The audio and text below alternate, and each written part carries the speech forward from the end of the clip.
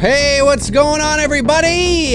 Happy New Year's Eve. It is New Year's Eve here on this, what is it? I was gonna say Saturday for some strange reason. It is Tuesday, December the 31st, 2024, 1:09 p.m. Eastern Standard Time. My name is Dave McCrae, coming to you live from the Voice Man Studios in Toronto, Canada, and this is episode 303 of McRae Live. And today I want to talk about Nosferatu. Nosferatu. Yes, ladies and gentlemen, the new movie that has been released, a 2024 version, of course. Again, I'm not a movie reviewer, so I'm not going to dive into the nitty-gritty details and, you know, go from beginning to end and what I liked and didn't like and then go into the character development and, you know, what a real review is. I just want to talk about my sort of general overall thoughts on Nosferatu and this version of it and sort of what I quite liked about it, because I am a fan of this movie and it's gonna be fun to talk about it today, and we'll see who rolls on in. We'll see if anybody cares. Is anybody gonna roll on in on this last McRae Live of 2024, the last show of this year? What will 2025 bring? What is 2025, what is it going to bring for everybody? A new year? Do you have New Year's resolutions? I don't know. Maybe you do, maybe you don't, maybe you don't care about that kind of stuff. Who knows? But nonetheless, yes, we are going to be talking about Nosferatu today and see, and I'll be curious to know what you guys think as well. Now, there was a super chat that came in yesterday on the stream, because I initially was going to do the show yesterday. I didn't do the show yesterday, but a super chat came in from Josh McKenna, sent in $9.99 and says, Lily Rose Depp, who is Johnny Depp's daughter, played Ellen in the movie. You are correct. You are correct. Following in her father's footsteps into the weird, eccentric, moody, and atmospheric gothic type of roles, isn't she? But nonetheless, yes, welcome to episode 303 of McRae Live. My name is Dave McCrae. I hope you are enjoying your New Year's Eve. New Year's Eve. Again, hard to believe it is already December the 31st. 31st. Crazy. Are you doing anything for New Year's? I don't know. Well, we'll talk about that shortly. So let's dive into it. Robert Eggers' Nosferatu. Of course, the director of The Northman. The Northman? Or Northman? The Northman? Is there a the in there? Anyways, I haven't seen that one, but I did see, of course, The Witch. I did see The Lighthouse. I liked both of those movies. I think I like The Witch more than I like The Lighthouse. I did not like The Lighthouse. It was just a little bit of an acquired taste for me, a little bit of kind of, you know, but I didn't mind it. I think actually The Lighthouse was shot in Canada, I think. Was it out Nova Scotia or something? I can't remember. Anyways, maybe I'm wrong on that. But nonetheless, and then, of course, he's now got Nosferatu. And, you know, for those of you that may not know Nosferatu, it's essentially the story of Dracula.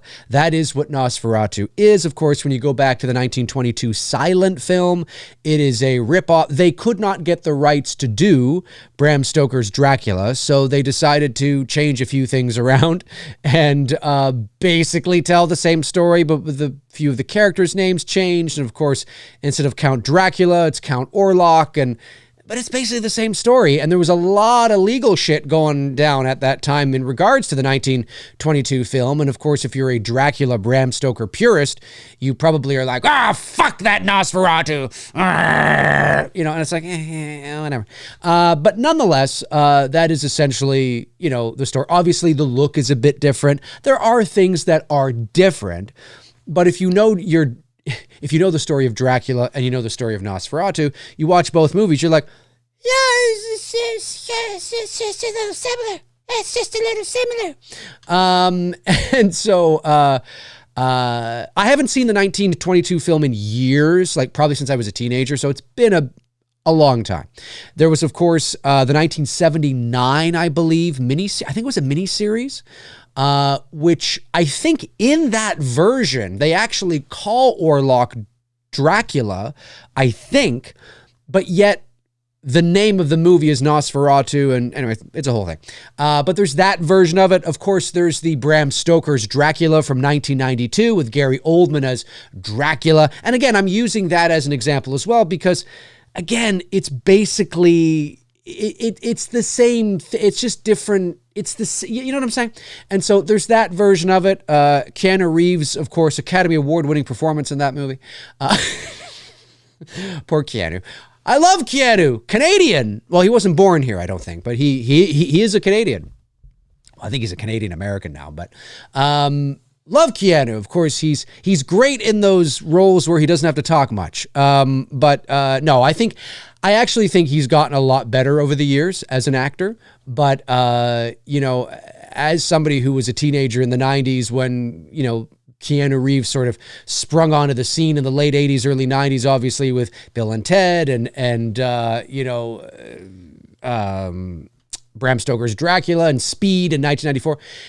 If you are of my age and you're, you know, you're mid 40s or maybe a bit older, you probably remember, you know, there was sort of kind of all in good fun, of course. Nobody ever hated Keanu Reeves, but he was a little wooden, you know, there was a little, hey, what's going on, you know, and there was kind of people, we all talked about that. And he didn't have a lot of bite to him. Of course, I think he's gotten better now, over the years. But yeah, he was probably one of the weaker points of, the 92 film, but whatever. Gary Oldman just stole the show. He was fantastic and amazing. And of course, yeah, so there's a lot of, you know, there's a lot of iterations of it. There's a lot of versions of it. Some lean more heavily into the, I want to suck your blood, you know, that kind of, like, there's a lot of, you know, there's a lot of versions where it's very theatrical and, you know, you know. What I really like about Robert Eggers' version, the Nosferatu 2024 film, is I was and not surprised because it is Eggers, but very thankful that he went this far. I love how much of a horror film this is. It's not that the 1920, again, you have to watch things within their context, of course, right? It's 1922. It's not that that movie wasn't horror, or the 1979, I think it was a miniseries, but not that that didn't have horror in it, or not that the 1992 Bram Stoker's Dracula wasn't a horror film. It didn't have horror in it. But there's something about this film that is very much, it's far more mature. When I say mature, you say it's far more, less about the stereotypes. I want to suck your blood. Like less about all that, and more just really very scary, very frightening. Again, dripping with that classic mood and atmosphere that I absolutely love.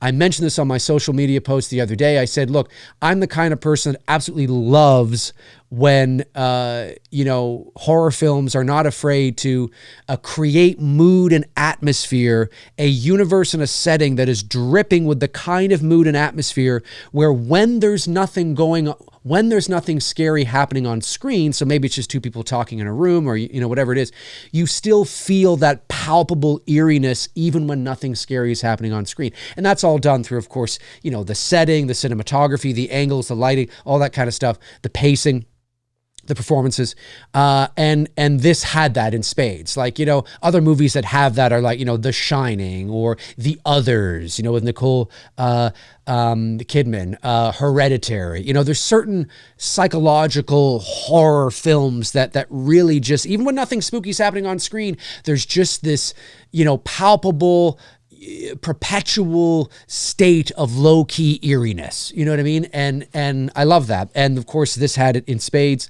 and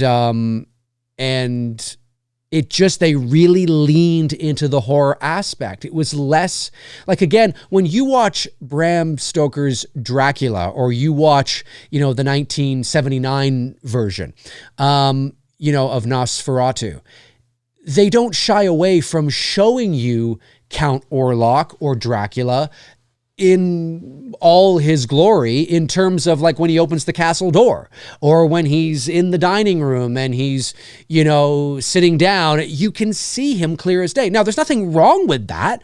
I mean, Gary Oldman looked phenomenal. I mean, they look great. But what I love about what Eggers did was, you know, as soon as that castle door opens, you see Orlock, you know, in the distance, just sort of standing there. And he was always in darkness, always in shadow. Like, Eggers really leaned into not wanting to show you what he looked like until he wanted to show you what he looked like. There was a lot of that dimly lit light, you know, shadow, some split lighting, you know, even when you could clearly see, you know, our, we'll just call him our main protagonist, you know, our gentleman, who's the actor's name? No, it was Holt, right? It was Holt that played him. Yeah. Was it Thomas? Thomas, right? I always get them mixed up because between Dracula and Nosferatu, the character names change. Nicholas Holt played Thomas Hunter, right? Or Thomas Hutter, right. Hutter? Yeah, Hutter, right. Because it's a different name when you get to the Dracula version. Anyway, so I just want to make sure I'm not saying the Dracula version. So yeah. So Thomas, of course, you know, he's there and we can see him. We can see him. Of course, you know, everything is lit by candlelight. Probably not actually just lit by candlelight. They would have had candles in there. They probably had supplemental lighting as well. Tungsten balanced, warmed, obviously. Because if you try to, unless you're Barry Lyndon, where I believe Stanley Kubrick actually lit one of the scenes in that movie literally with just candlelight, and he had to get like cameras from NASA or something to do, I don't know, something like that. Candlelight doesn't let in enough light generally for proper exposure, no matter how many, you know, I mean, you'd have to have a lot of, you know, so, you know, when movies give you the impression that this is just lit by candlelight, yeah, the movie magic part is to make you think this scene is just lit by candlelight when in actuality there's supplemental lighting as well. But nonetheless, they did a really great job at creating that impression. You know, the candles are lit, but I love how we can see Thomas. We can see Thomas, you know, and he's got that sort of that underneath lit light, you know, kind of whatever, and from the side, whatever, and he's there. But when we get to Orlock, we show Orlock, no, he's like at the other end of the table, a little too, just outside of the fall off of what the candlelight would, you know, be, right? So he's kind of in that shadow, and you're like, fuck, I can kind of see him, but I'm not really sure, whatever. Love that. And love that the movie went on for quite a long time before we actually saw him in all his glory. And so I love that Eggers, and no surprise when you know his filmography, but I love that he leaned more. This is a bona fide horror film. It's not that the 22 version isn't, or the 79 version isn't, or Bram Stoker's Dracula version isn't, but you know what I mean. When you watch those movies, they're a little more theatrical. They're, you know, a little more, I want to suck your blood, a little more stereotypical, right? You know, a little more classical, the classical sort of thing. This has got it, but it was very much leaned into the horror. It went darker, more to the gothic, like just really dark horror movie. And which I really liked. I liked how they handled Orlock and how we didn't see him. And the voice, of course, listen, this is Bill Skarsgard. And I agree with those that say that Skarsgard is virtually unrecognizable. And the voice is fantastic. I actually have a video on my channel that I posted yesterday. It's actually doing quite well. It's closing in on 3,000 views. So check it out. It's a video that I posted where I do the Orlock voice from Nosferatu. And I sort of show you where the vocal placement likely is and what Skarsgard was doing. Check it out. It's on my channel. But I loved the voice. Because listen, Orlock talks a lot, okay? And if you don't get that voice right, now it worked for me, maybe it didn't for you, but if you don't get that voice right, that voice could make or break your film, because he speaks so much. If he had a line here or there, it's very, few and far between. If the voice wasn't that great, you'll probably get over it because, well, he doesn't talk that much. But Orlock talks a lot. And so if that voice wasn't hitting on all marks, they could have had a problem. And I don't know if they did test screenings. I don't know if they did tests for the voice specifically, what the studio thought of the voice, or what I don't know. But I thought the voice was terrific. Now, obviously, like I said in my video that I posted on my channel yesterday, there is post-production on it. Obviously, when you are in a big castle with high ceilings and stone walls, you're going to add some reverb to it. You're going to add some bass to it. You're going to, finesse it and tweak it and massage it in post-production. But the foundation has to be there. The foundation has to be there. And I thought what he did with the voice was excellent. Darren Sands from The Slaughtered Lamb said this, and he's absolutely right. It's almost got that death rattle sound. You know what I mean? If you know what the death rattle is, well, you know what we're talking about. And it does. There is a bit of that there. Not with every single sentence or whatever, but there's certain times where he speaks where you're like, oh, yeah, it sounds... Ooh, you know what I mean? And so I thought the voice was terrific. The look of Nosferatu, of Count Orlock, I thought was great. Now, a lot of people didn't like the stash, didn't like the mustache. By the way, spoiler alert, I guess, but if you're watching me and you haven't seen the movie, I mean, come on. You didn't put spoilers in the title. Yeah, but you're taking the risk. You're taking the risk. You are. Anyway, have some... Anyways, I'll just leave it there. I was going to say something like, nah, I'll just leave it there. Anyway, love the look. I like the fact that he had a mustache. When you look at the classic look from the 1922 film, the 1979 film, even what Gary Oldman was like in 1992, again, very classic. But I loved what they did with Skarsgard here.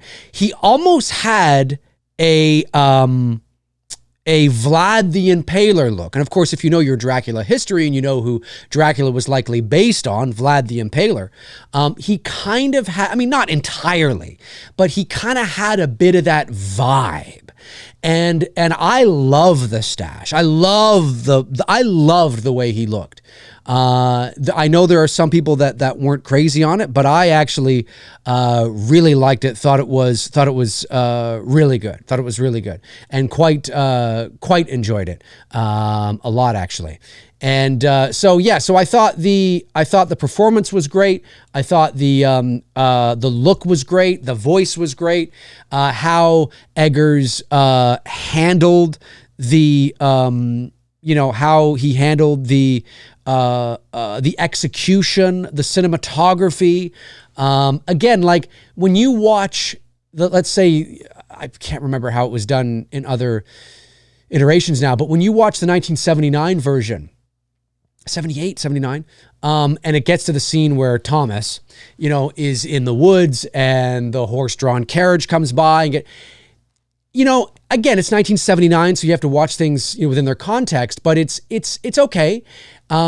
It's spooky, I guess, but it's not. There's something about this version that it's just there's surrealism to it. I think that's what it is that there's a lot of surrealism to the cinematography, almost not quite, but almost like a Salvador Dali painting. Do you know what I mean? There's the universe, especially as we get closer and closer to the castle, that moment where Thomas walks into the woods, it gets all dark. There's just bits of snow falling on him from almost like this, like the moon is, it's such a dense forest. It's so dense, that there's just this little, peak of moonlight that's shining through, and that's how you can see the snow. And then in the distance, you begin to see the it's very surreal, and eerie and moody and just horror. It's just so dark. And I don't mean dark although I do mean this as well, but I mean thematically dark. It's just very, very eerie and creepy. And I really like that Eggers, went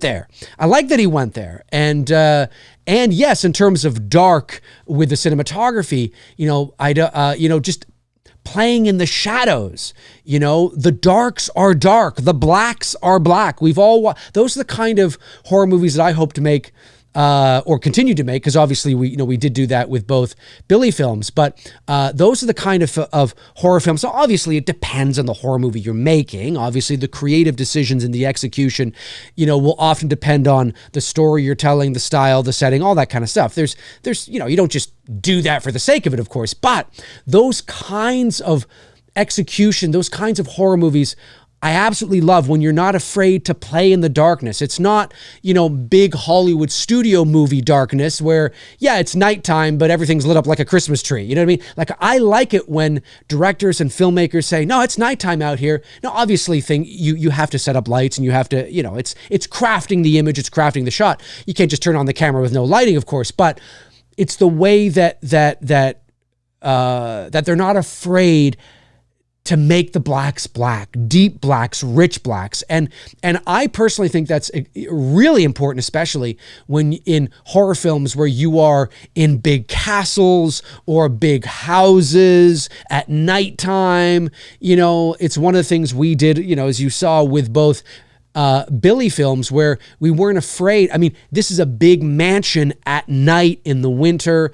We want our main character to walk through the darkness into the shadows. We want you as an audience to be like, oh, hey, where'd she go? Oh, there she is, right? Where you lose her, you see her silhouette, but then you lose her in the darkness, in the shadows of this old home at night, because it would be that dark. And then she pops out again, because she entered in front of some, window or something like that, right? Like those, I like it when filmmakers, because that's the kind of filmmaker I am, aren't afraid to go there and do those things. Because we've all seen horror movies where things might feel a little too polished, a little too like it doesn't matter where you go. There's no depth to the lighting. I can see the corner of the bedroom as well as I can see the actor in front of me, right? And it's kind of like, there's no depth. There's no mood. There's no, you know what I mean? And so I like it when the filmmakers do that. And Eggers does that, obviously, because of the kind of movie he's making. And he obviously likes to make those kinds of movies too, to really lean into that with the cinematography. And so really glad. And again, when you watch The Witch, when you watch The Lighthouse, although I haven't seen The Northman, I've seen the trailers, and obviously it looks to be sort of the same kind of thing. He's not afraid to do that. He's not afraid to go there. A lot of his movies too, I think when it comes to the color timing, the color correction in post-production, he's also, and again, it depends on the movie you're making, but he's made these kinds of movies. When you look at The Lighthouse, The Northman, The Witch, now Nosferatu, a lot of the color is muted. So we have it, it's not completely removed, but it's muted colors, right? And so that obviously helps to play into the dreariness, the cloudiness, the sort of hopelessness, of whatever movie or story he's telling, and that I really appreciate that, when it comes to that kind of thing, because you don't have to do that, not that there were bright fluorescent 1980s pink colors in, the late 1800s, but I just mean that it didn't have to be that muted, but of course it was, and that just, again, continues to help lean into that. And so I thoroughly enjoyed the film. I thought that maybe it was a tad long. There were some people that said that, and yeah, I can sort of agree with that maybe it was a tad long. But overall, I thought it was a tremendous rendition. It might be my favorite rendition. I might like it more than the 92 Bram Stoker's Dracula, although I haven't seen that movie probably since the 90s. So I'd have to go back and watch it. But where I am in my life and the kinds of horror movies I want to make, not that Nosferatu would have been at the top of my list of stories or movies that I would want to tackle, but I just appreciate Eggers' directing sensibilities when it comes to horror and psychological horror, and how he executes the vision and the look of his films and the characters. I think is just terrific. So there was nothing new in terms of story, and I think Darren Sands had mentioned this too on The Slaughtered Lamb, and I do agree with him. When it comes to the story, if you are familiar with the story of Dracula or Nosferatu, then there's not going to be anything here that is going to surprise you. It's not a reimagining of the story. I mean, it is, I guess it could be to a certain degree because of how far they lean into the horror. But in terms of the story, it's not a reimagining of the story. It's not a reinvention of the story. All the familiar story beats are there. And so, if you are really familiar with the story, that might disappoint you. It might relieve you because you are seeing something familiar, and therefore it might be a situation where you're like, oh, okay, good. They play it safe and that's good because you know what I mean? Maybe, but, if you are really familiar with it, there's not really any surprises in terms of the story beats, right? And where it goes. It just kind of is the story again. And so, I agree with Darren who said that if there's one thing I had to knock it, maybe that's it, maybe, because I wasn't, like, I knew where it was going. I just was on the ride to see. But I think I felt that too, but because it was such a different, darker take on the story, that's what kept me on the edge of my seat. That's what kept me really engaged and watching, was the fact that this is a far darker version. This is a far more, dare I say, cinematic, like just very eerie and creepy and leaning into that gothic horror and frightening. And so I think, I think that's kind of what kept me sort of there. But I do agree. Like if you had to knock it, if people said, oh, I'm just upset because, it's just the same thing. I was like, yeah, I get it. I get it. Like I understand. And then the only other thing I would say is that, yeah, maybe it's a tad too long. Maybe there was a bit of things they could have trimmed in the middle, perhaps, maybe. But I'll have to watch it again. And I would totally watch it again. I thought it was a great experience. I actually wasn't going to go over to see it when I did, but I was out for a run a couple of nights ago. I went for a run around 8:00. And as I was jogging, I was thinking to myself, gee, I wonder if Nosferatu, I knew it was playing, but I was like, I wonder what the late show tonight is for Nosferatu. And if I have time to get back, have a shower, go over and watch it. So I got back, I ran about, 6K or whatever. I got back and checked up online, and sure enough, there was a showing that was beginning in an hour. And I thought, okay, well, I think I can do that. I can hop in the shower, get dressed, drive over to the movie theater. I can do that all within 40 minutes or whatever. It's not that far.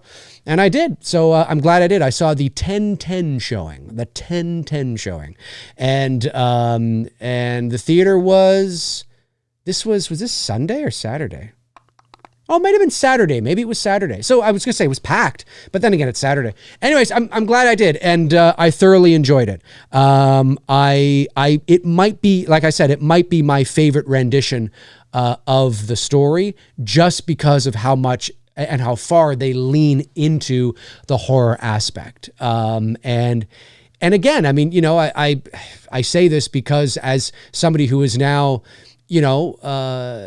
leaning into the filmmaking side of my career, and looking to now, move on, and take things to the next level, in terms of new stories and original IP. I get inspired when I watch movies like this, especially when I watch films, and you're probably, look, if you're a filmmaker, I'm sure this happens to you as well. But when you watch movies that, they inspire you, but then you watch and you get really excited about things. You're like, oh my God, I would have done the exact same thing. That's amazing. You know what I mean? And then there's some things you watch, you're like, I probably would have done that a bit differently. That happens all the time too. But actually, Greg Bennett, our DP on both Billy films, reached out to me when he saw the movie, and he said, there was a couple of shots in there that reminded me of what we did in Billy 2. And I said, yes, there is. Yes, there is. There's a couple of shots that reminded us of sort of the same approach that we took to some of the things that we shot, because we too went darker in chapter 2 thematically, and obviously with the cinematography as well, and how we chose to do things. So I think it's really cool that, you know, to be able to watch these kinds of movies and just get inspired and excited. You know what I mean? It makes me eager to get my ass out there and on to the next big project, whatever that's going to be. And obviously there's some things moving around. We'll just say that. But what I'm not sure yet. I don't want to put the cart before the horse, as they say. But yeah, so really liked it. Congratulations to the entire cast and crew. Not that I know them or they care about me, but I just thought I'd say that because I recognize how hard it is to shoot a movie like that, or shoot a movie at all, I guess I should say. And I thought it was really cool, really, really well done. Yeah, that's kind of like, again, I don't really have any negatives other than maybe it was a tad too long. And the fact that it wasn't a reimagining of the story. Like, it is just the same story again. But like I said, I love how much they leaned into the horror and it just was like, okay, I'm watching a familiar story, but this is so dark and so gothic and so, and so I love the cinematography and the way they're shooting this and the darkness and I'm in. You know what I mean? So yeah, those are my thoughts on Nosferatu. Nosferatu 2024, directed by Eggers. I'm blanking on his first name for some reason. Brain fart. It'll come to me. But you know who I'm talking about. And Robert Eggers. Fantastic work, fantastic job, and yeah, really enjoyed it. So yeah, it's New Year's Eve. Let's see what all you are saying. See, Evil Alex says the mustache is most surprising. I actually loved it.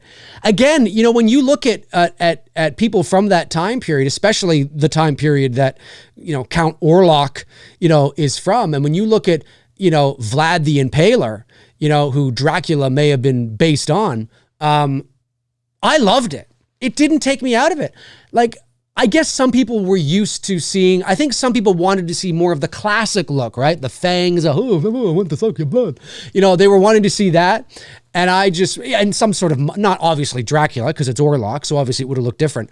But I was like, nah, this is great. Like, I love the way he looked, and I just love the fact that Eggers did that, you know, we're going to show you, but we're not going to show you. You know, because again, you watch the 1979 film and Orlock, or Dracula, you know, opens the door and you see him. Like, he's just there. You just see him. And it's just like, but in this version, when that door opens and Thomas is standing there, oh my God, to see him way in the distance, like he's like, it looks like this. It's not exactly this. Not exactly this, I should say. But you remember in The Empire Strikes Back, when Luke, you know, is on Cloud City and he comes up into those chambers and then you hear, "The Force is with you, young Skywalker, but you are not a Jedi yet," right? And then he looks around and you see Vader in complete silhouette just standing there in the distance. Now, he was closer to Luke than, you know, the example I'm talking about. But just that, you know, he's and you see him just standing there. Oh my God, man. And that's, again, Orlock was further away from Thomas, but it's that kind of thing. You just see him in the distance, just the silhouette, the cape, the size, and the size. Now, I don't know how tall Bill Skarsgard is or how short Nicholas Hoult is. I'm not sure, or if they probably had Skarsgård on maybe a couple of Apple boxes, maybe, or maybe they had lifts in his shoes. I don't know. But he looked like he was like Vader size when he was standing next to Holt. I mean, he looked like he was 6'7", you know, and like he had presence, he had mass, he was big, he was huge. So I really like that about his character as well. When you see him off when that castle door opens, and you see him in the distance, you know, just standing there. It's like, oh my God, like that's what I'm talking about, man. We've never seen it presented this kind of way before. And so, yeah, again, all the familiar story beats are there, but seeing it like this, I'm just like, I just get jazzed. I get excited. That's what it gets me excited, you know, because those are the kinds of horror movies. Any horror movie, any psychological or any horror movie, it doesn't have to be psychological, but any horror film that, and it's not that I don't love, you know, the slashers and the fart horror movies too, that are just paint by numbers and fun and, you know, but of course, yeah, there's room for everybody at the table. But what really gets me excited and jazzed, and like I've said many times on this channel, the horror movies that I want to make are those that, yeah, you watch and you feel it as an audience member, you just feel the universe, you feel the setting, and it doesn't have to be like dripping every 5 seconds. I just mean that they've done such a great job at creating a world and a universe and a setting where you just feel the eeriness just all through the movie. And I would like to think that we did that with our 2 films as well, with both Billy films. Like when you watch chapter 1, right, it's a slow burn, right? We're doing some character development. We're getting you used to the characters, knowing the characters, but how the film is shot, how we chose to move the camera, how we chose to light things, how we chose, you know, all that kind of stuff. I would like to believe, and people have reached out and said as much, that, yeah, there's an eeriness to your film. Like even when, you know, nothing scary is happening, you can feel there's this anticipation, there's this eeriness just kind of always there. And I love horror movies that are like that. And The Others, like I said, you know me, I mean, I love The Others. That movie is like that as well. The Shining is like that. There's just an eeriness throughout each picture. And that eeriness will vary to varying degrees depending on the movie and the story and how much you want. I mean, that's the great thing, that the filmmakers are in complete control of that, right? It's like a little dial. We turn up and then we turn down, and we turn up and then we turn down, and then we turn up and then we turn down. We are in control of it. You're not in control of it. The filmmakers are in control of it, and sometimes it can be turned up to 10 for an extended period of time, even when nothing, and then sometimes they turn it down to, I don't know, maybe 3 or 4, and then but it's never at 0. It's never at 0, right? And so I like movies that never take it down to 0. You know, yeah, maybe it's always at the least it might be at a 2 or a 3, and then it starts to turn up to a 7 or a 6, and then, you know, I love movies that are like that are not afraid to create a world that It Follows is like that, right?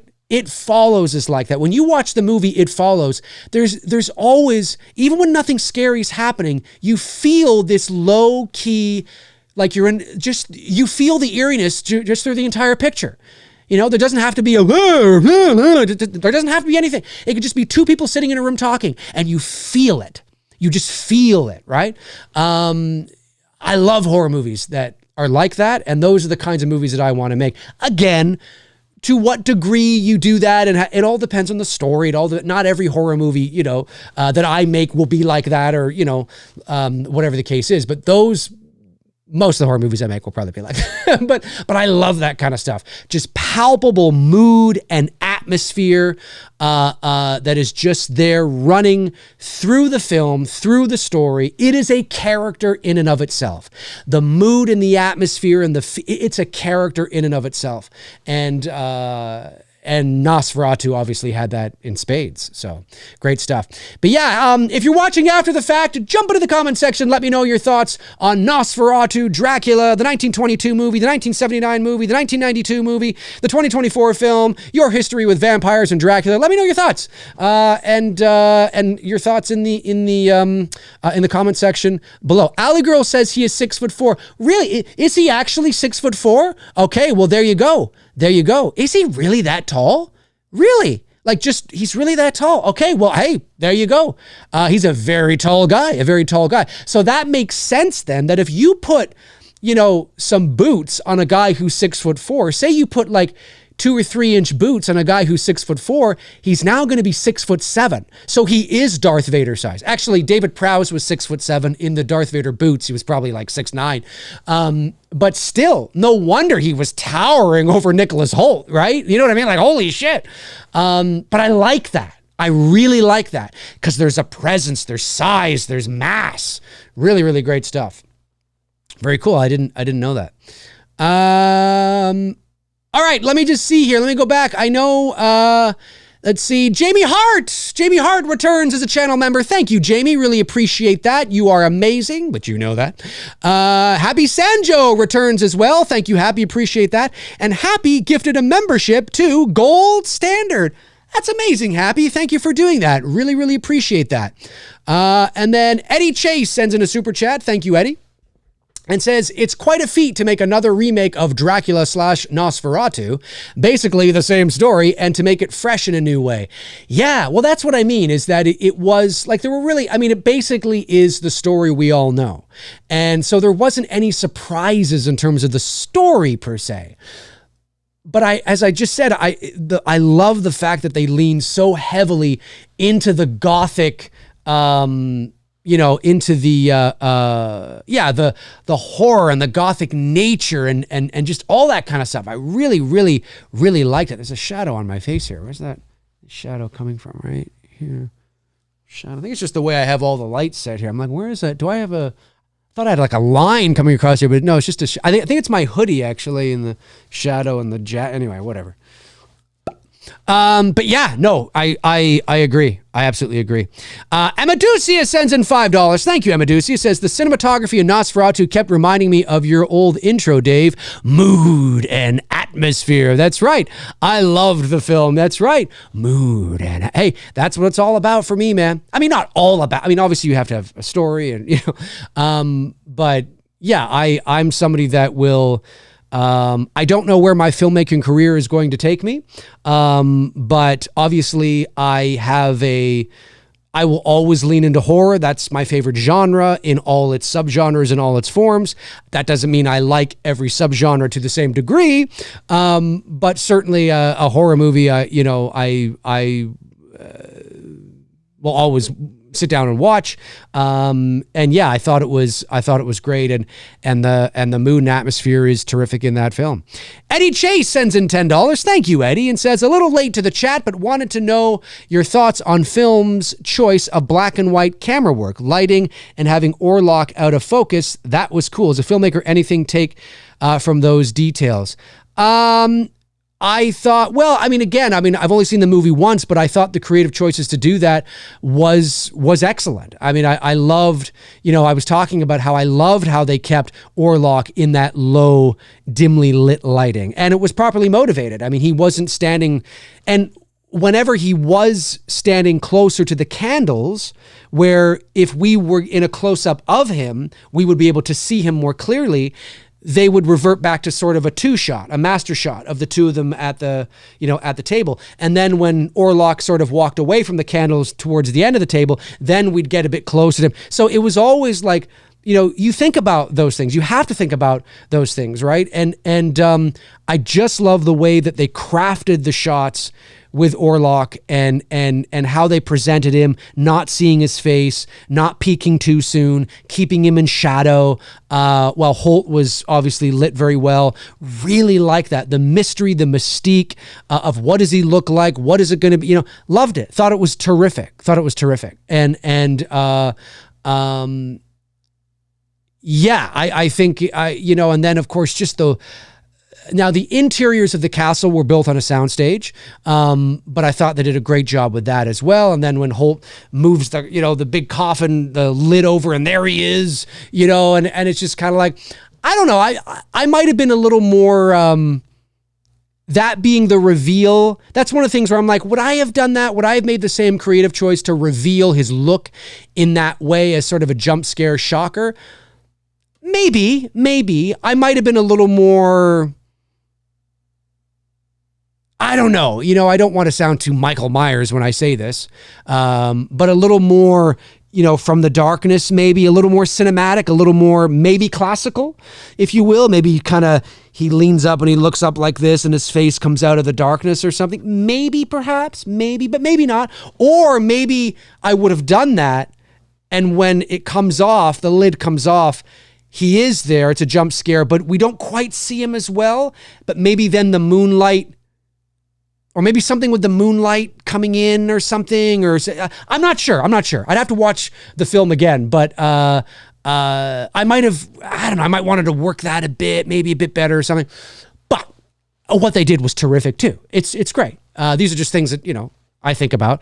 But the look of him was great. And yeah, to your point, the fact that they kept him in this low key sort of dimly lit light for an extended period of time, in shadows and silhouettes, I thought was just fantastic.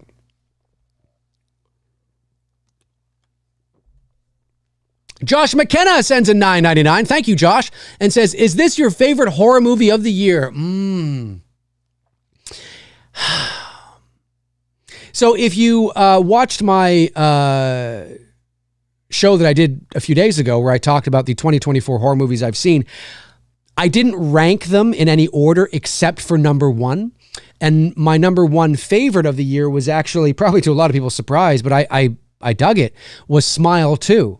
I actually liked the first one a lot, and I actually dug this one. Not everything about it, of course, but I quite enjoyed Smile 2 and a lot of the creative choices and the performance from our lead and the wonder at the beginning of the film and how they crafted that. And so I quite enjoyed it. I also really enjoyed The Substance and Strange Darling. I don't think I enjoyed The Substance as much as a lot of people did. I did like it. Don't get me wrong. I really did. But I'm not as like over the moon about it as maybe say somebody like Darren Sands from The Slaughtered Lamb, who it's his favorite of the year. But at the same time, I'm like, yeah, I can totally see why. Like, it's a great film. For me, I would say that it's just not, I don't quite like it as much as maybe some people do. But I do like it. But I think I might like Nosferatu a bit more than The Substance and Strange Darling, perhaps. So I don't know. Again, I'd have to watch. I'm not sure. It's why it's hard for me to rank things, because my mind can change. And I when you rank things on the internet, people think you can't change your mind, you can't shift things around. You know what I mean? It's like, well, yeah, but you said on February 6th, 2022 that you. It's like, okay. I'm not saying you're saying that, by the way, Josh. But I would say that it is definitely one of my favorites, and it's in there. Like it's whether it's Smile 2, Nosferatu, The Substance, Long Legs, or whether it's Nosferatu, Smile 2, it's one of my favorites of the year for sure. But I don't like it so much more than Smile 2, where it's an easy thing to say. Do you know what I mean? It's not like Halloween 5 versus Halloween. You know what I mean? Where it's like, okay, well, it's a terrific film, but I need to watch both movies again, I think. But I would absolutely say that Nosferatu is one of my favorites of the year. I mean, it is just an excellent rendition of that. I want to watch Long Legs again too. Really like that. Excuse me, I'm sneezing. So yeah, I really, really liked Long Legs as well, of course. And anyways, you can go back and watch that. Excuse me, you can go back. You can go back and watch that show. But yeah, I would say it's up there, Josh. It's up there. I'm not sure I'm ready to make that decision yet, but Nosferatu is definitely one of my favorites of the year for sure. Josh Stevens sends a $9.99. Thank you, Josh. And says, forget Nosferatu. Finally watched Black Christmas so I could watch It's Me, Billy. Okay. In all honesty, 10 times better than what I was anticipating. This is your future. Bring on the Port Robinson Road. Indiegogo. Let's go, Dave. Well, thank you, Josh. I appreciate that. Did you watch both chapters, though? Hopefully you watched both 1 and 2. I appreciate that. And it's always nice when somebody says, I have to admit, it's a lot better than I was expecting. I don't know what you were expecting, but it's great to know that it's a lot better than it was, whatever you were expecting. And I'm so glad that you watched Black Christmas and the Billy films, because I think that's the best way to watch them. Now, you can just watch It's Me, Billy, and then It's Me, Billy 2, but for God's sakes, people, if you haven't seen don't just watch chapter 2. It's not going to make any sense to you. So please watch at least chapter 1 and then chapter 2. But yeah, if you want to get the real experience, watch Black Christmas chapter 1 and then chapter 2, and then you'll get the whole sort of trilogy. You'll get the whole story. That's really cool though, man. Thank you for saying that. I'm glad you enjoyed them. And yeah, Port Robinson Road is definitely on the horizon.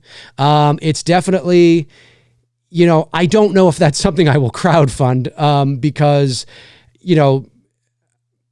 I'm not going to sit here and tell you what the budget for Port Robinson Road would be, because I have absolutely unequivocally no idea, because I haven't finished the script. I haven't done a budget breakdown. I have no idea, but I can tell you that off the top of my head, from what I know about what I want to do, and being that it's a feature-length film, it's not something that can be made for, $200,000. I mean, this is something that it might be a $5 million movie, or something like that. And so to crowdfund $5 million, that's a lot of perks. That's a lot of t-shirts. That's a lot of hoodies, folks. That's a lot of Blu-rays. So I don't think it's really something that I mean, maybe, if Port Robinson Road doesn't end up being a studio film and it ends up being solely independent, maybe it's something where you crowdfund some of it. You know what I mean? That you get some grants from some film programs, you get an angel investor that comes along, you crowdfund some of it, because people will do that too, right? I mean, people, will crowdfund, $100,000, then they might get, $200,000 from a grant. They might have an angel investor that steps up and donates, $500,000. They might have, so, depending on now altogether, they have like $1 million or something, right? So it all depends. I don't think I could, nor do I really want to crowdfund that kind of a movie, because like I said, it's way too much work, and it's insane. I don't know. I'm not going to say that I would never crowdfund ever again. I don't know what the future for me in terms of how I raise money or, for films, whether I have to raise it on my own or whether I join forces with a production company or, I'm not sure how that's going to happen yet, or a studio or, whatever. But I can certainly say that I don't want to, and I don't think any filmmaker does, although maybe not. It depends on their goals. It depends on their goals and and what they want to do. But every filmmaker will tell you that they want as much creative control as possible. They recognize that if I am working with a studio or a production company, the creative control I have in a project, depending on my relationship with them and my seniority, will vary. And it is unlikely I will have the full creative control that I would absolutely love to have. If you are crowdfunding your movie, well, you are the studio. You are the production company. You can do whatever the hell you want because you crowdfunded it. There's nobody breathing down your neck. There's nobody, it's your money. I mean, it's been donated, but it's your money, quote unquote. Like, you can now apply it and make the movie that you want to make. But if it's not your money and it's a producer, an executive producer, an angel investor, a production company, a studio, and then things become a bit different, right? And so, but most filmmakers will say that, yeah, the number one thing that the director wants, of course, is as much creative control as possible over their project, because they want their vision to ultimately be what is released. And so, We'll see. I don't know yet. I don't know what the future for me in crowdfunding is. In an ideal situation, I think most filmmakers, it's catch-22, right? With crowdfunding, you have the creative control. Let me try this again. With being an independent filmmaker, and again, and I only say this because it's an important distinction to make for those that may not know how the business works. Independent films, they don't mean that they're like amateur films. They just mean that any movie that is created outside of the studio system would be considered an independent movie. Now, that doesn't mean that that independent movie doesn't then get picked up by a studio for release because the studio thinks they can make money off of it. That happens all the time. But Halloween was an independent movie, right? Terrifier 3 is an independent movie. Black Christmas was an independent movie. You know what I mean? And so independent movies and independent filmmakers are just people that aren't currently working under the studio system. The Coles Notes version, the Cliff Notes version. And so that can be great because then you have more creative control as an independent filmmaker, depending on where the money comes from. Once you enter the studio system, that can be great too, because then you don't really have to worry about money and you don't have to sit online like I did and crowdfund, right? The money is already there. The catch-22 of that, the other side of the coin, is you might not have as much creative control over certain things that you would ordinarily have as a full-on, fully-fledged independent filmmaker. So there's pros and cons for both. Right? But anyways, I digress. But I get excited when to talk about these kinds of things. So, but Port Robinson Road, whether it ends up being a studio movie or an independent movie, is definitely on on the horizon. I mean, it's something that I want to make. I've never, it's been nearly 25 years in the making, going back to my second year of college. So, maybe it's time. I don't know. We'll see what 2025 brings, folks. We'll see what 2025 brings. But thank you, Josh. I really appreciate it, man. Really appreciate it. Cody Snyder just gifted a membership to Kevin Ketchy. Amazing. Welcome, Kevin Ketchy. And thank you to one of our great moderators here, of course, Cody Snyder. Really appreciate that. Thank you. And then Dean Renner just gifted 5 memberships. Dean Renner just gifted 5 memberships to Solitary Millennial, Hood Tube, Technical Therapist, Anthony Juan Rivera. And I think that's it. 1, 2, 3, 4, 5. Yes. Thank you, Dean. Really appreciate that, man. Really appreciate that. Thank you. Dean, of course, one of our great supporters here and one of our great members on the channel. So thank you, Dean. I really, really appreciate that. Josh McKenna sends in $9.99. Thank you, Josh, and says, did you see the Arnold Schwarzenegger Hercules? I think it's weird that someone dubbed Arnold's voice. Why would someone do that? It took me out of the movie. His voice is so recognizable. Well, that was at a time where Arnold's accent was still very thick, and also at a time when Arnold was very new, and also at a time when Arnold didn't have star power. Yes, he was the bodybuilder Arnold, but he wasn't the Terminator Arnold.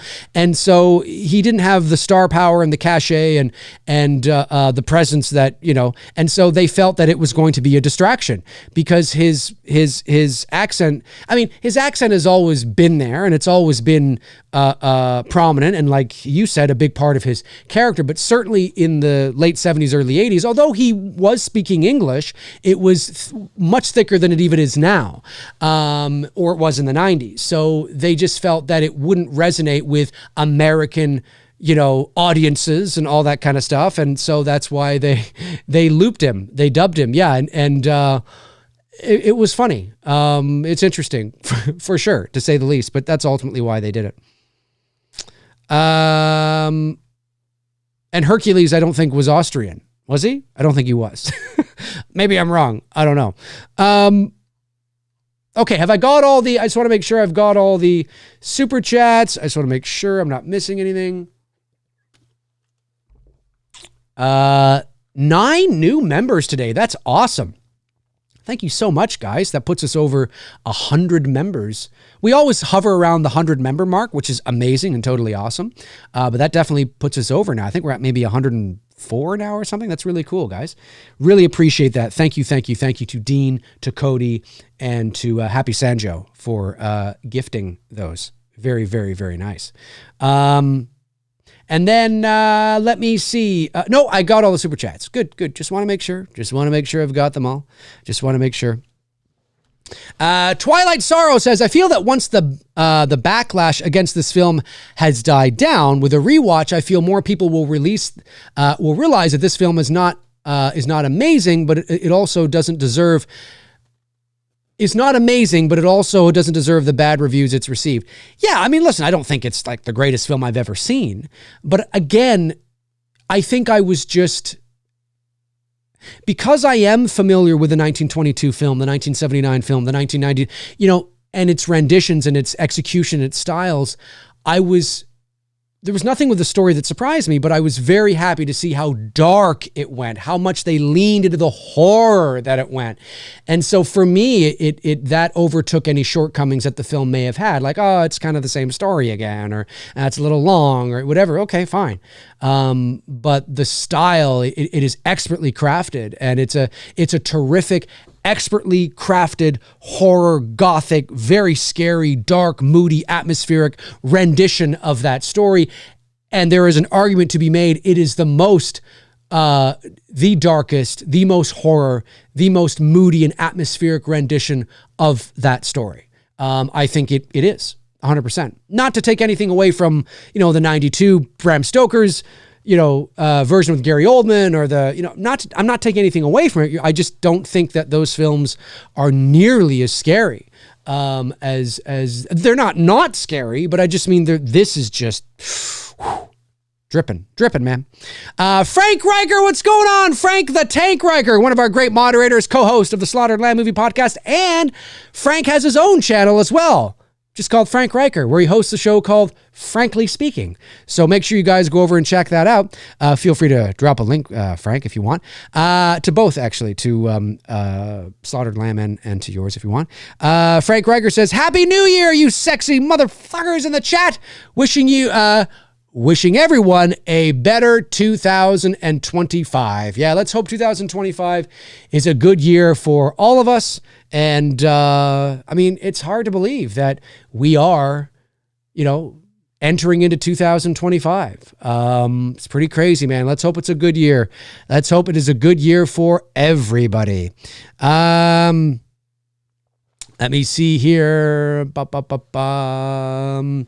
Evil Alex says, as a filmmaker, you don't want to crowdfund everything. It stresses you out and takes away from time and stress you need for making the film. Big studios don't do it for you would be best. Yeah, well, that's just it. I mean, listen, I do not regret crowdfunding the Billy films. Obviously, it's the only way we could have gotten them made. And I am still to this day, and I mean this, I'm still to this day humbled and amazed and so thankful at the love and support that you guys gave us, not just, emotional support and cheerleading support, but financial support that you gave us to make these films. I mean, when you think about it for a second, folks, for those of you that might be new or maybe, weren't around then, we raised the budget for the first Billy film in the summer of 2020 during the middle of a global pandemic. And we raised 64,000 Canadian dollars, about 48,000 US. That was our budget on the first film. And we did that in the middle of a pandemic when money was tight for people, when people were hoarding toilet paper and, we did it. We also shot the movie during a pandemic. Now, again, because we were a professional production, there were rules and regulations we had to abide by. And so, we did that. We weren't just, farting around and not taking precautions. We did. But the fact that we were able to, raise the money for the movie, shoot the movie in 2020, in the year 2020, is, like, in a lot of ways, impressive in and of itself in terms of just the logistics of it all and what we were up against. Do you know what I mean? And then you look at chapter 2 and we're raising money in 2023 and, the writers' strike hit, which didn't affect us, but the SAG-AFTRA strike did. We were hit with that because Olivia, was SAG. And now we're dealing with both unions and we're a full-scale unionized shoot now. We're dealing with SAG-AFTRA. We're dealing with ACTRA. We need to raise money. It was going to be double the budget. Oh my God, are we going to? And again, folks, for those of you who may not know, you don't just, you always, when you raise money, when you are raising money independently for a movie, the total that you need to raise is not arbitrary, right? So you don't just look at your script and go, I don't know, I guess we think why don't we just ask for this? You don't do that. You have a budget breakdown. You break down everything so you know how many actors are there, what are the salaries, what are the locations, how much is it going to cost to rent the equipment, how much is it going to cost to fly people in, how much is it going to cost to put, 25 people up in a hotel, how much is it going to cost to feed 25 people 3 times a day for, 7 days, how much is it going to, like, you got to go through all of that. And then you come to a ballpark total of what you need. And so our budget was double on chapter 2, 60,000 on chapter 1. It was 120,000 on chapter 2, which is what we needed. We had stretch goals, of course, as well. And it was like, God, are we going to raise double?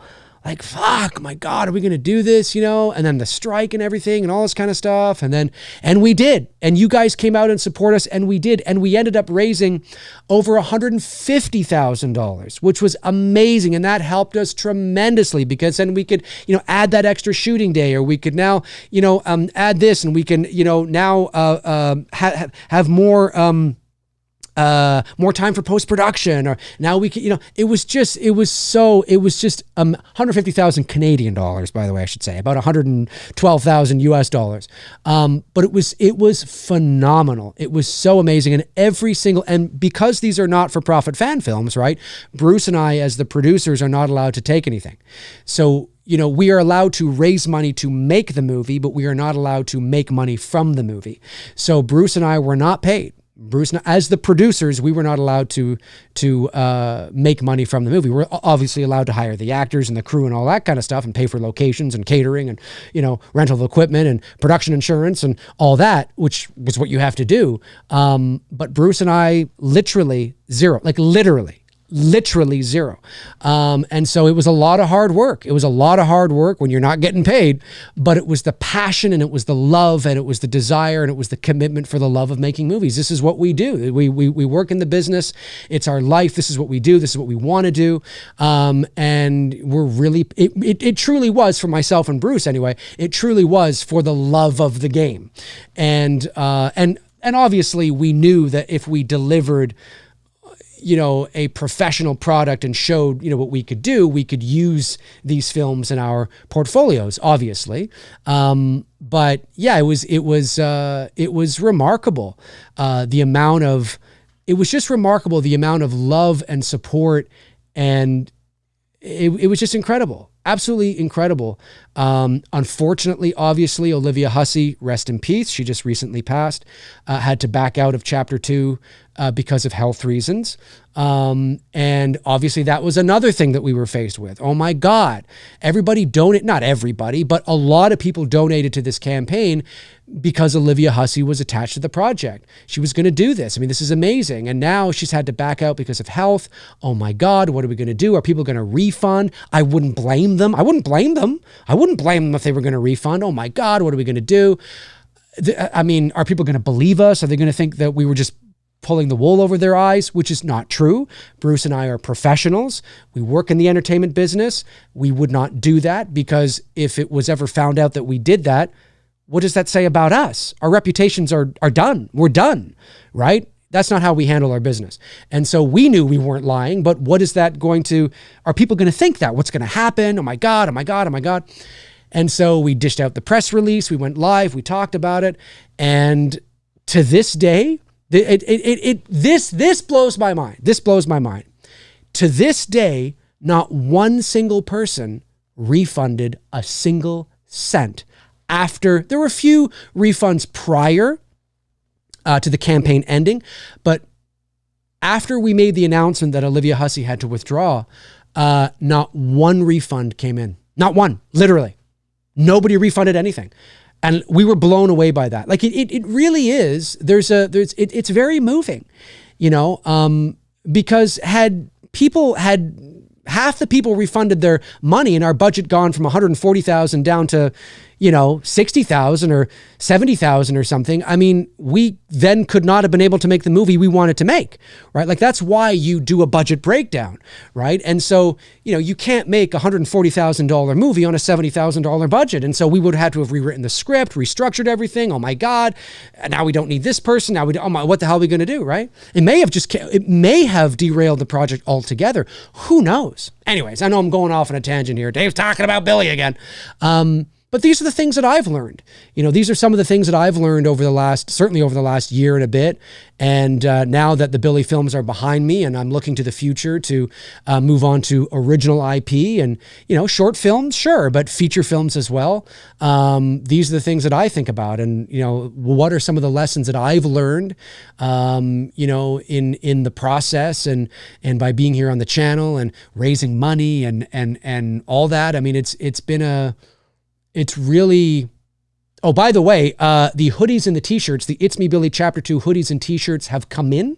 So if you ordered a hoodie or a t-shirt or you're entitled to one, you will be getting those soon as well. We just have to organize them all, package them up, and then ship them all to you. But that's coming. Just thought I would say that. But yeah, so it's a real learning experience, and the fact that we fought through it, so many ups and downs in terms of the production and like, oh my God, what does this mean? And then pivoting, and it's just been, it's been it's like being tossed to the wolves. You know what I mean? It's like, all right, we'll see how you guys handle this. And I think I will just not end the show, but I'll end this point with this. I will say, I think Bruce and I got through it, yes, because we work in the business, obviously, and we have knowledge of how it all works. But I think it is also because is a testament to our friendship. I've known Bruce for 32 years, and we go back to the 90s when we were making home amateur movies.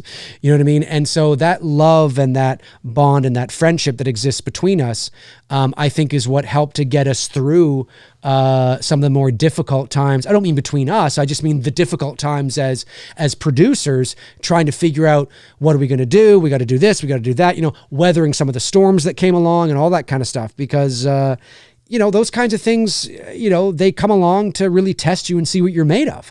And so, yeah, definitely a whirlwind of stuff. Now, of course, that was 2023, not 2024, but I'm just saying, because the Billy film was finally released in 2024, I consider it kind of all one sort of big experience. So, but yeah, no, it's pretty crazy. It's pretty crazy.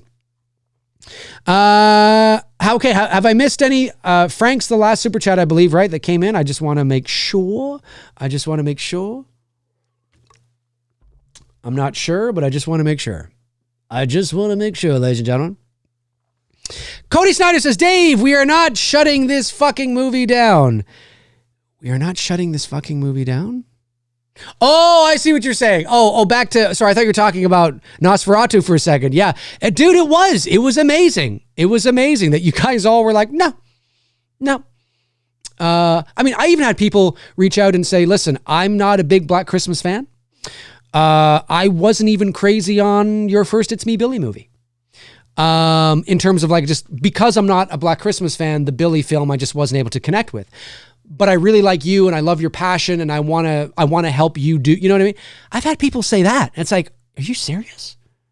Jesus, that's amazing. Really humbling, really, really humbling. Truly awesome. So what's everybody doing for New Year's? What are you guys doing for New Year's? We'll go a little bit longer and then I'll skedaddle. I want to get up to the grocery store before it closes because the grocery store is not open tomorrow, being that it's a holiday. So I want to get up there and get a few groceries before it closes. And I think it'll close early today, probably at 6 or something. But yeah, what are you guys doing for New Year's? Are you doing anything exciting? Let me know. Oliver Mercer says, would like to say thank you for the signed photo of Victoria Miro. It arrived successfully. Amazing, Oliver. Yes, I'm glad to hear that. No problem, Oliver. You were entitled to it. I think you picked it up, I believe, but no problem at all. No problem at all. I'm glad it arrived safely, Oliver. That's awesome. Yeah, I sent those off, those were sent off 6 weeks ago, but then Canada Post, which is Canada's equivalent of USPS, went into a strike and nothing was moving. And so, you would have got that, Oliver, probably about, a month ago, but I'm so glad it finally came today. Anyway, that's awesome. That's awesome. I forgot to mention, speaking of Evil Alex says, ever saw Wes Craven's Dracula 2000 with Gerard Butler? I didn't, but there's also the, I think it's around 2000 as well with William Dafoe as Nosferatu, but it's like a fictionalized, it's like the making, it's like, it's not a biopic, but it's like the making of the 1922 silent film. It's really cool. I haven't seen that one in a long time either, but that one apparently is really good too. But, yeah. Horror and Coffee says, rest in peace, Olivia Hussey. Indeed. Rest in peace, Olivia Hussey. Horror and Coffee says, Dave, thoughts on Apartment 7A? Listen, I won't get into it too much here because it'll take me a long time, but I'll just say I really, really liked it.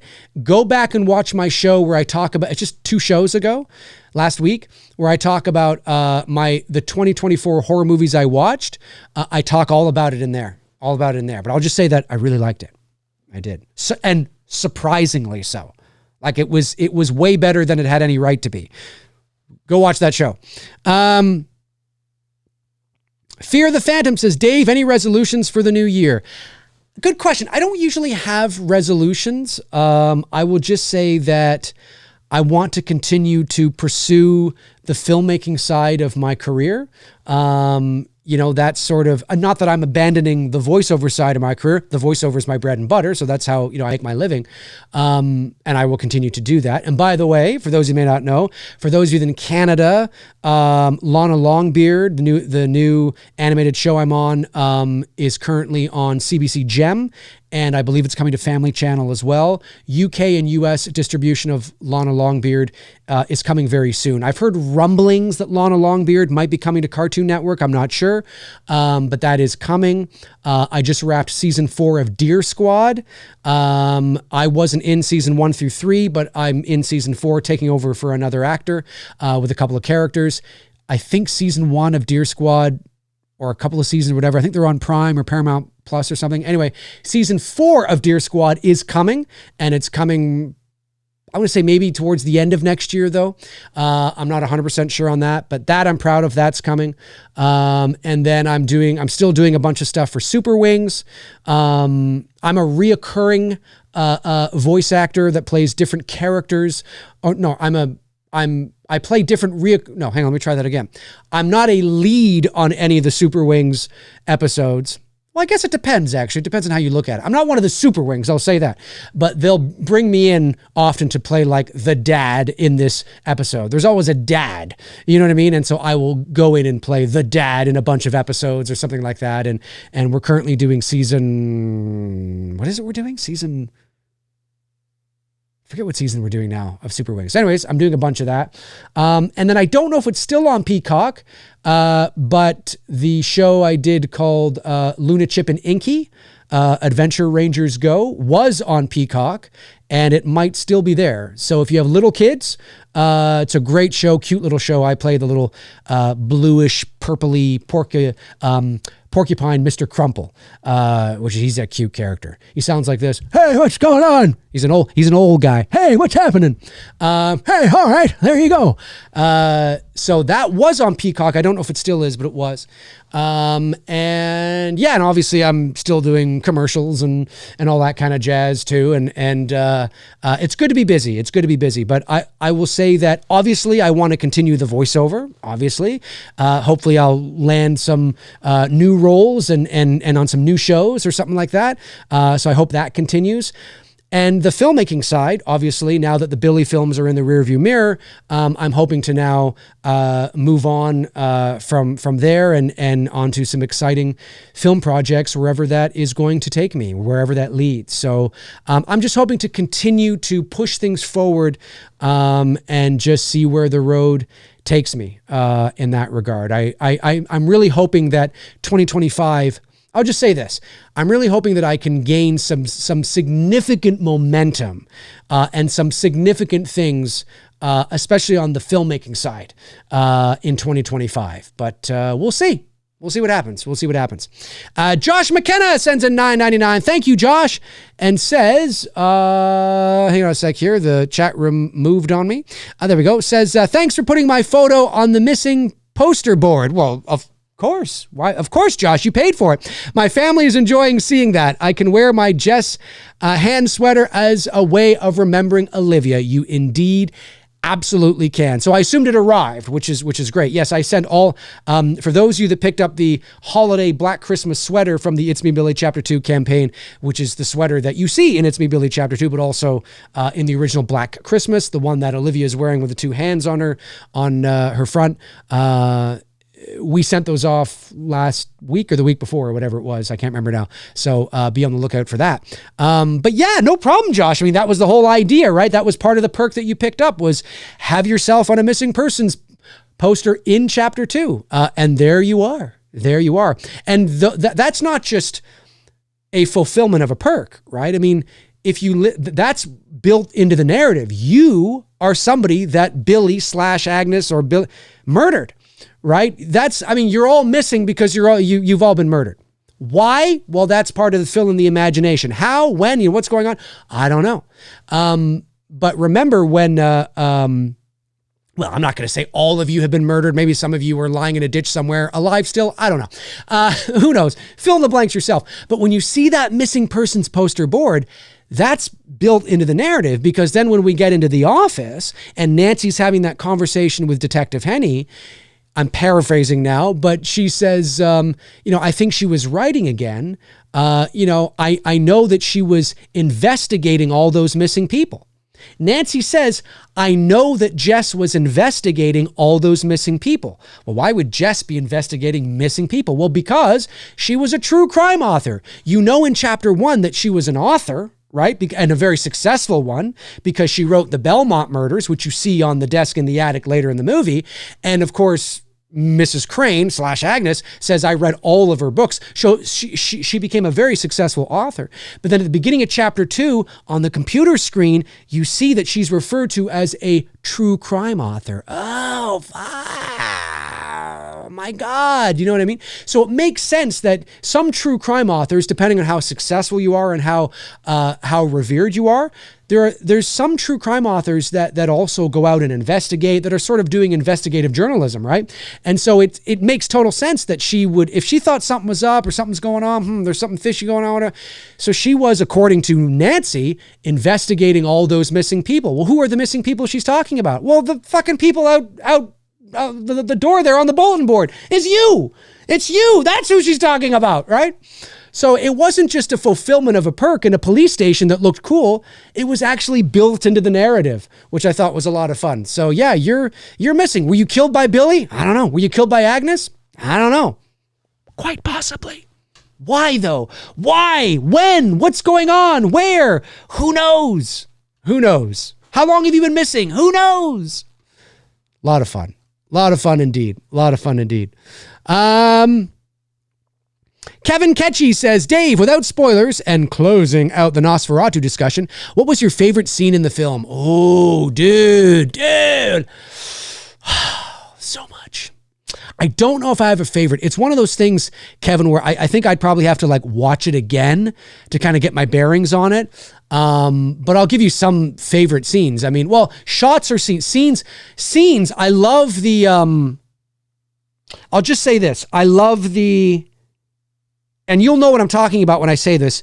But I say this loosely because obviously it's not exactly, but I love the Exorcist scene.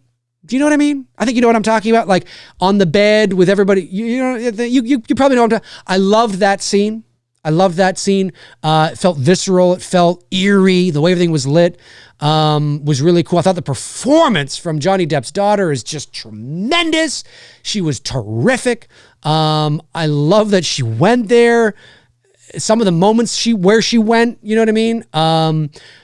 The shots though, like I love when the castle door opens and you see Count Orlock in the distance. Again, very much like that Empire Strikes Back Darth Vader moment where he's standing there. The Force is with you, young Skywalker, but you are not a Jedi yet. That thing, it's like just seeing Orlock and this, like, oh my God, I just love that shot. Love the shot where Thomas is in the woods. Everything falls like almost completely pitch black around him with just this bit of moonlight coming in and the snow coming down. It's very surreal, very Salvador Dali, just that surrealism, that dreamlike. I fucking love that shit. Loved when Orlock and is it Ellen? I think it's Ellen. They were standing in front of the window, silhouette by the it's nighttime, but they are silhouetted by the window. We had a shot like that in Billy Chapter 2 when Sam and Jess first embrace in the basement. We show their silhouettes in front of the moonlit window coming in, right? So I really appreciated that because that was one of the creative things that we did on Billy too. And so just, I mean, pretty much everything with Orlock I thought was fucking fantastic. I really did. So yeah, like, I mean, to really nail down like specifics, I think I want to watch the movie again. But those are some of the things. Those are some of the things for sure. Just, yeah. And the way Ellen was like, I think her name was Ellen, right? Let me just see here. I don't want to like not.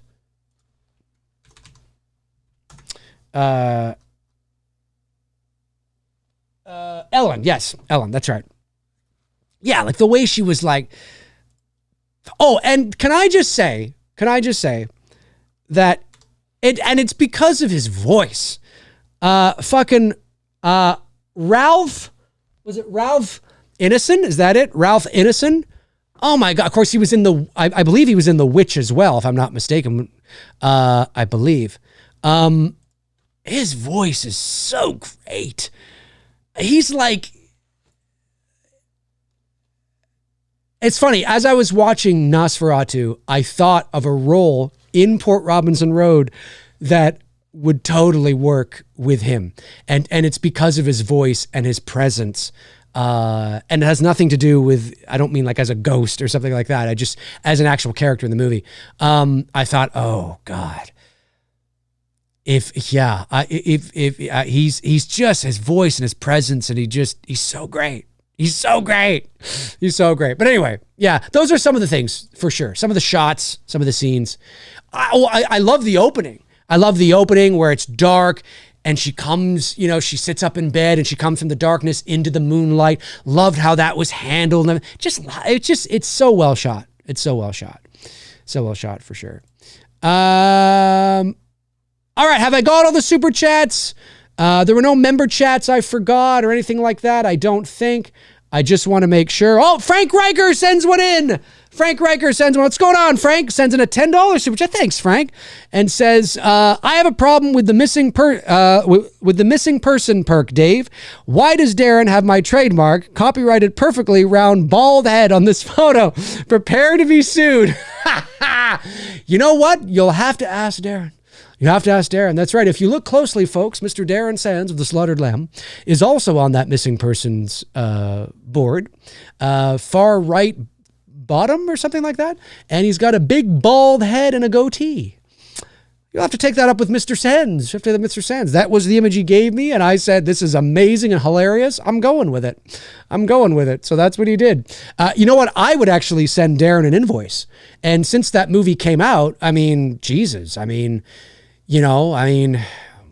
an invoice for $100,000 or something like that. I don't know. I don't know if Darren's watching. I have no idea what he's doing on this New Year's Eve, but yeah, that was funny. Some people have pointed that out, like, who's that guy? It's like, it's Mr. Sands, everybody. Mr. Sands. So funny. Twilight Sorrow says, hey Dave, big fan of your content since 2017-18. Just watch your video part 2. Some of my favorite horror psych thriller movies. Oh, that's a long time ago. Wow. Yeah. And I'm glad to see The Professional up there. Yes. I know The Professional, obviously, even with Natalie Portman now, I know it gets a little bit of backlash because of certain themes. But I think, yeah, I'll just say that I understand. I think people are overthinking it. I think people are taking it literally as opposed to metaphorically. Not metaphorically, but anyways, I don't want to dive into that on the last minutes of the show here, but I'll just say that it is one of my favorite movies. I think it's great. I think it's really, really good. And I've always liked it, and I make no apologies for it. Okay. Well, folks, that is going to do it for this episode of McCrae Live. I want to thank, of course, all the super chats that came in today. I want to thank my channel members, the new channel members. Welcome to being a McCrazy member here on the channel. Thank you, thank you, thank you. Your name will now show up in green in the chat room. Your name will be put on the card at the beginning of every show I do, and of course, you get your own emojis now as well, and of course entitled, depending on which tier you are, entitled to some exclusive shows here on the channel as well. So thank you to my channel members for doing what you guys do. I really appreciate it. Thank you for tuning in to all the shows I did here in 2024. I really appreciate it. Always remember, we don't have to agree on everything. What kind of fun would it be if we did anyway? But I appreciate you all. Thank you for your support. Thank you for watching It's Me Billy chapters 1 and 2 and sharing that around as well. And make sure to continue to share it. I really appreciate it. And up and onward, up and at 'em, up and onward. I don't know. Anyways, into 2025 we go, ladies and gentlemen. Into 2025 we go. I hope that your New Year's Eve is good and safe. And remember, if you're drinking, don't drive. Don't drive, folks. Don't do it. But I hope you have a wonderful New Year's Eve. And I hope that your 2025 is truly everything that you want it to be. Thank you, everybody. I really appreciate you being here. Have a great, fun and safe New Year's Eve. And I will see you in 2025, folks. 2025. If you're watching after the fact, jump into the comment section. Let me know your thoughts on anything I had to say here today. And also on Nosferatu 2024. Did you like it? Did you not like it? What did you like about it? What didn't you like about it? Jump into the comment section. Let me know your thoughts. Have a great rest of your Tuesday, folks. Have a great rest of your 2024, and I'll see you next year. In the meantime and in between time, cheers.